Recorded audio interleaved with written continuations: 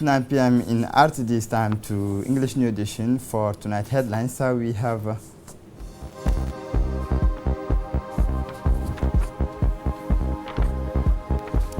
the teaching, training, reflective and emancipatory accompaniment. International scene extensions of biodiversity, scientists issue silent disappearance alert for insects. Welcome to our newsroom within the framework of initial and continuing training teacher training center for basic education simultaneously in the capital and in the region. Indeed, the CFF has launched the second campaign practice course for students teachers in the various schools of the capital in basic education through the middle to general and technical secondary education from Sunday, February 9, 2020. In addition, the CFF has dispatched teaching teams to the region to monitor the validations of training courses for training teachers and to provide service training for teachers. The objective of this campaign practice placement is to enable students teachers to prepare sessions in a concrete manner and to put them into practices under the supervision of the tutor, teacher, and a trainer from the center.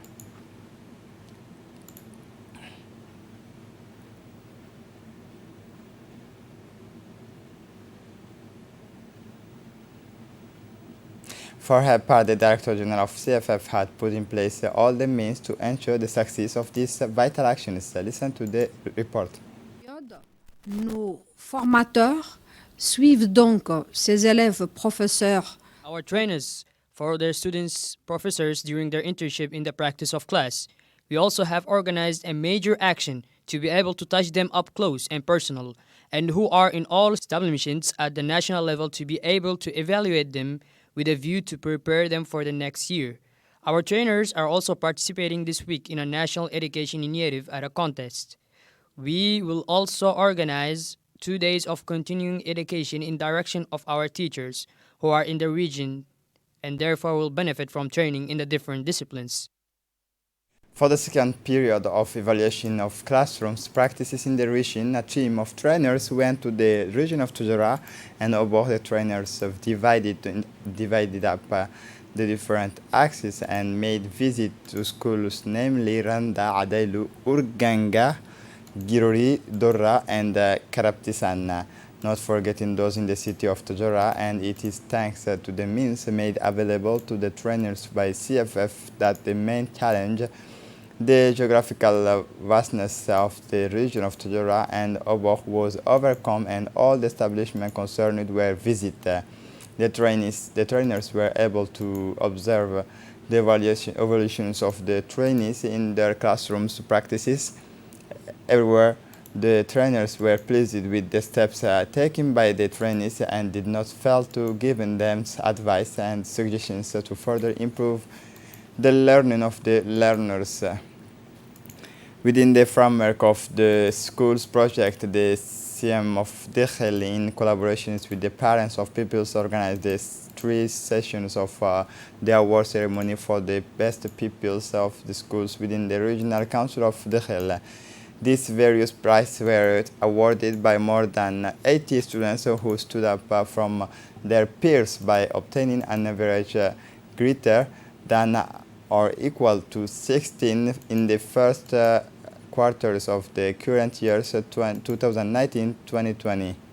The various prizes were accompanied by honor roll for students who had an average of 18th and 17th certificate of satisfactions were distributed for students who obtained an average of 16. The objectives of the various is to motivate students and contribute to the quality of teaching and learning. Various activities were present during the festivity, namely the skit, open sensitizations of virtuals, saw the participations of many personalities, including the President of the Regional Council, Abdurrahman Yunis Arre, the Deputy Prefect, Mr. Fouad, the Head of the Region Service of National Education, Mr. Warsama Umar, administrative staff, parents, teachers of Siam Dikhil, as well as our pupils of the school. The president of the Regional Council, Abdurrahman Yunis Arre, has emphasized the importance of this journey. Listen to the report. It's a great pleasure and a special honor for me, of course. I'm overwhelmed with joy to take part in this kind of ceremony. I think it's the third year in a row that we have done this here in the Regional Council festivities and ceremonies. So I think that the parents, the persons in charge, the heads of schools, the teachers, it will be a moment of joy for them. For those which worked well, heads of school, even the teachers who put their efforts will see in this kind of moments their efforts rewarded, of course. The management of Dr. Absi Regional Hospital has carried out a multidisciplinary medical caravan for the benefit of the populations of locality of Gestir in the Al Sabih region. This medical caravan provided care for the population of this locality and its surrounding to a total of 400 people. The teams of specialists carried out consultations and provided care to patients who traveled in mass to take advantage of a mini caravan of specialties, namely gynecological, ENT, visceral, ophthalmological, and pediatricians. The Minister of Health, with these relocation actions through this strategy, intend to bring health care closer to the population of the region and to doctors and paramedical staff. The fight against smuggling has been stepped up in the Al Sabih region and in all other borders area. In the southeastern region of the countries, the BS Army, the Customs, the National Police forces stationed in the regions have on the hand a large amount of illegal goods, namely 36 parcels of cat, totaling 1,200 kilograms, a bag of skin lightering, cosmetics, counterfeit medicines, the 2 packets of alcohols, and 13 cartons of legume and powdered milk, Danish brand, and others as are required by the procedures. The goods were destroyed in the presence of the head of the Mobile Brigade of Customs Services, Yahya Musa Ige, the head of the Customs Brigade of the region, Mr. Ismail Ali. The National Agency for Disability is still carrying out the biometric registrations of persons with disability in Djibouti in partnership with the Ministry of Health.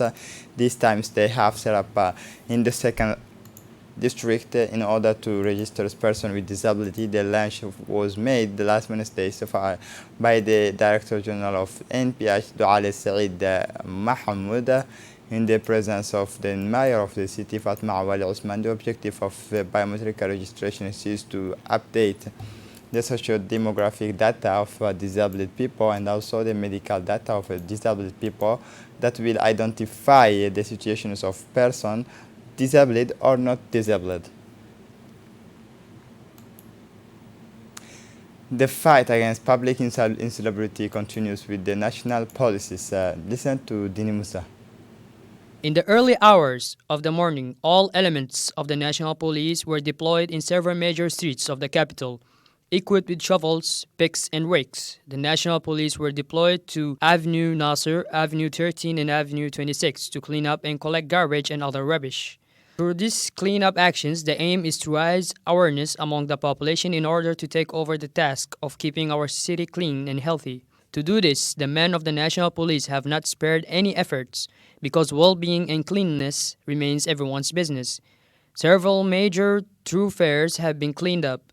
Rubbish has been collected, and these clean operations undertaken by the men of the police force are the result of a governmental will to fight against public unhealthiness. It should be recalled that from now on, the government will no longer tolerate the inhabitants of every district of Djibouti City and its outskirts dumping sewage on the public highway and leaving rubbish on the roadsides. Heavy penalties will henceforth be imposed on all offenders. We regret to announce the death last night in Tajura region of the late Ahmed Daoud Houre, the Supreme Community Leaders of the Tajura Ardo region, born in 1948 in Imima Ardo in the region of Tajura. The late Ahmed Dawood leaves behind a large family behind him, including several children and grandchildren. Peace to his soul. We offer our sincere condolence to his entire family, the sincere condolence to his son, Dawood of Dugum. We pray to the good Lord to welcome him to his eternal paradise. Inna lillahi wa inna ilayhi raji'un. For the international scene, coronavirus, how Congo-Brazzaville prepare for it. More details with this report. Has been spared since its declaration last December, but on Friday recorded a first case of coronavirus or COVID-19, as announced by the Egyptian health authorities, who did not, however, reveal the nationality of the patient. From there to imagine the hunting of Africans. However, in Congo, the WHO, whose Africa office is based in Brazzaville, the capital, says it had taken all the necessary measures. Of course, there are measures that are being taken at the level of World Health Organization. One of the first steps was to send technical guidance to all the ministries of health in our region, explains Dr. Michelle Yao, coordinator of response operation at the WHO Africa Regional Office. This is it for the news. Thanks for watching us.